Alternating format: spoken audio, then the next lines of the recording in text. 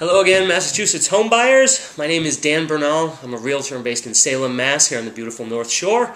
Thanks for checking out my video blog. Today I want to continue talking about what's going to be a common theme. This is still the most prevalent question we get when people are looking around on our many websites, and pretty much any time I start working with new buyers, people are still very interested in looking at foreclosed property, also known as bank-owned or REO, which stands for real estate-owned property. Obviously, when people are looking to buy a home, they want to get the best deal they can, and they've heard this enough on TV, on the radio, etc., thinking this may be a good way to buy something well below market value.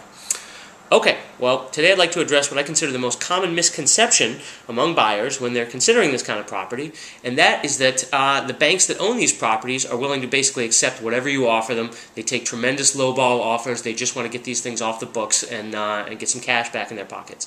This is not the case. Banks have not lost their marbles entirely when it comes to their real estate holdings. They are not crazy Eddie, and they're practically giving it all away. They are in the business of making money, and they're going to make as much money as they can on these as with any of their other assets.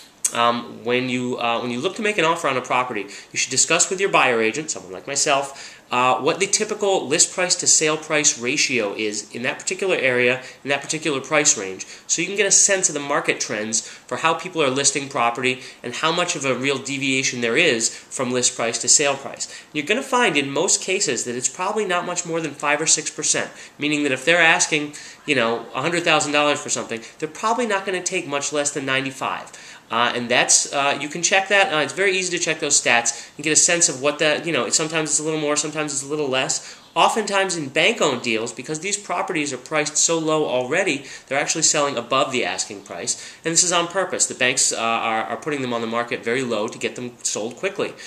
So get it out of your head that you're going to go in and make a 50 cents on the dollar offer on bank-owned property. It just doesn't happen. We're not talking even 60 cents on the dollar, 70 or even 85. You're looking at the same pretty much list price to sale price ratio, not prices, but ratio from list price to sale price in bank-owned sales as in any other sales, which is going to be really not too far off from what they're asking. The market is not dead here. The market's wide awake, and that includes bank-owned property.